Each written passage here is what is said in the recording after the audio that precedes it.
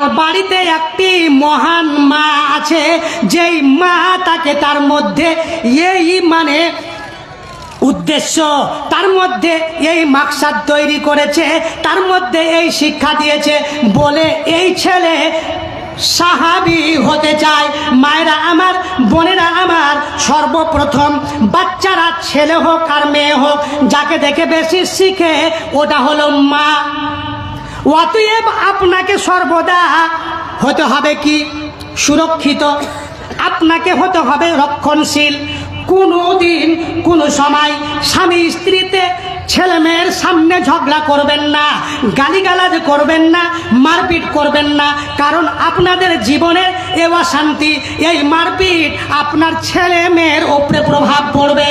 কখনো নয় ফজরের নামাজের সময় বাবাকে বলবো, মাকে বলবো, কখনই ঘুমিয়ে থাকবেন না, বরঞ্চ ওই সময় আপনার ছেলে মেয়েকে আপনি উঠিয়ে নামাজ পড়ার কথা বলেন। তাহলে আপনি যখন নামাজ পড়বেন, আপনার ছেলে মেয়ে সঙ্গে সঙ্গে নামাজ পড়তে যাবে।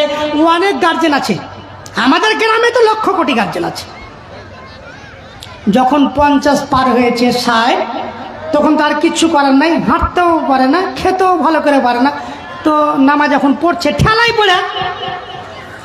কিছু লোক ঠেলাই পড়ে নামাজ পড়ছে, তো ওর ছেলে পিলে নামাজ পড়ে না, তোকে খারাপ লাগছে। তো কি কহবো জি, এত কচি কোনো শয়তান নামাজ পড়ে না, একটাও শয়তান নামাজ পড়ে না। ও যদি ওর ব্যাকগ্রাউন্ডটা দেখে পিছে দিকে, তো ও ওদের চাইতে বড় শয়তান ছিল। ওর ছেলেদের বয়স 20-25 বছর, 30 বছর, আর ও যে 50 বছর পর্যন্ত নামাজ পড়ে না, তো ও তো সবচেয়ে বড় ইংলিশ। ছেলে মেয়ে কার কাছে শিখবে? ওই ছেলে মেয়েই তো বলবে তুমি তো 50 বছর পর্যন্ত নামাজ পড়েনি, আমাদের বয়স তো সবে 20-30 বছর হলো, আরো 20 বছর থামতে দাও। ছেলে মেয়েকে আদর্শ করতে গেলে নিজেকে আগে আদর্শ হতে হবে।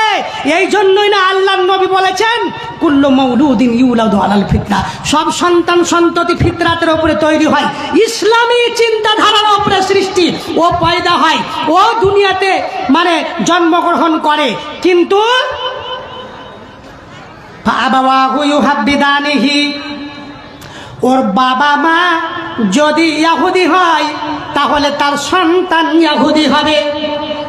ওর বাবা মা যদি নাসারা হয়, খ্রিস্টান হয়, তাহলে তার বাবা মার দেখে, তার বাবা মার শিক্ষাতে ছেলে মেয়েও খ্রিস্টান হবে। ওর বাবা মা যদি অগ্নি পূজক হয়, তাহলে তার ছেলে মেয়েও অগ্নি পূজক হবে।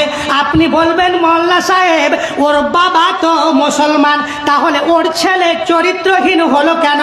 এই জন্য যে ওর বাবা চরিত্রহীন, ওর বাবা নামাজ পড়ে না, ওর বাবা চুরি করে, ওর বাবা মদ খায়, বলে ওর ছেলে বেনামাজি, ওর ছেলে চোর, ওর ছেলে সারাবি, ওর ছেলে মদখোর। যদি আপনি আল্লাহওয়ালা হন, আপনি গাছ লাগিয়েছেন নারকেলের, আর ওই গাছে সুপারি ধরবে না। আপনি জামের গাছ লাগিয়ে যদি বলেন এই গাছে আমার বইয়ের ধরুক, এটা কোনোদিন সম্ভব নয়। অতএব প্রত্যেক গার্জেনকে আমি বলতে চাইছি, আল্লাহর নবী বলছেন কুল্লুকুম রাইন, বাবা তোমাকে, মা তোমাকে, বাড়ির গার্জেন তোমাকে বলছি, বাড়ির বড় দাদা তোমাকে বলি, শাশুড়ি তোমাকেও বলি, কুল্লুকুম রাইন, তোমরা সবাই এক অপরের রাখাল। সর্বপ্রথম ইমাম রাইন, একজন ইমামকে তার প্রজা সম্পর্কে জিজ্ঞেস করা হবে, তুমি কতটা তাদেরকে ভালো কথা বলেছিলে, কতটা তাদের গাইড করেছিলে, কতটা তাদের খবর নিয়েছিলে। এই খবর যদি ঠিক মতো দিতে না পারো, তাহলে কি হবে? আল্লাহর নবী সাল্লাল্লাহু আলাইহি ওয়াসাল্লাম বলেছেন, মা মিন আবদিন ইস্তারইহিল্লাহ